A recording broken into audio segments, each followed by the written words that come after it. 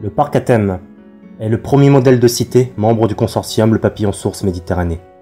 Il s'agit d'un resort offrant des séjours en tout inclus, dédié à 4 thématiques principales. Thématique numéro 1. La recherche pluridisciplinaire sur des sujets liés à l'humanité, l'éthique, la philosophie, la science, l'énergie, la gestion de la terre, etc. Par le regroupement et la mobilisation d'un nombre important de chercheurs, inventeurs et spécialistes, visionnaires actuellement isolés, sans ressources et à grand potentiel, qui sont uniquement guidés par le bien réel de l'humanité. Thématique numéro 2.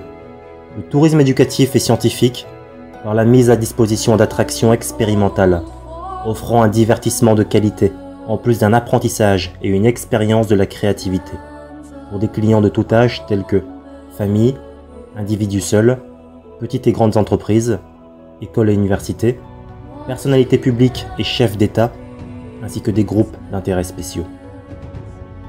Thématique numéro 3.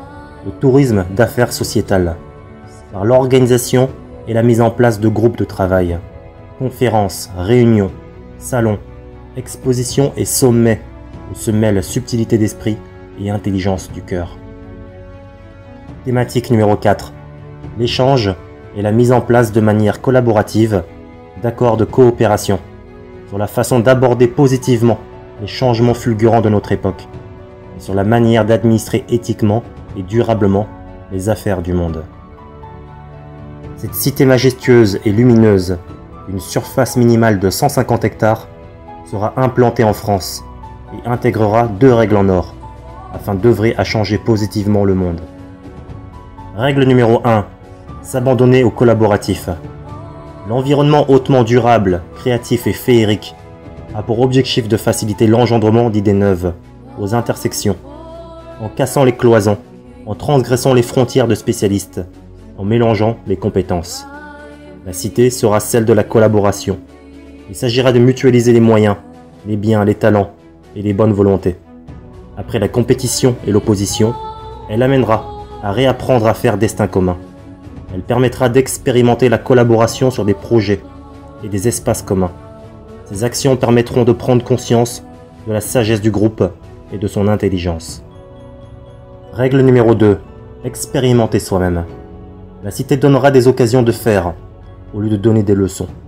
Le changement se fera naturellement dans les actes et les opportunités de contribuer. À travers chaque initiative, en expérimentation successive, les gestes et projets libéreront du pessimisme, du matérialisme, de l'individualisme et du conservatisme. Les individus inventeront au fur et à mesure qu'ils avanceront. Il faudra tout revoir, tout réapprendre, ouvrir son cœur et son esprit. C'est dans l'expérimentation personnelle qu'ils comprendront, qu'ils apprendront au plus près du réel.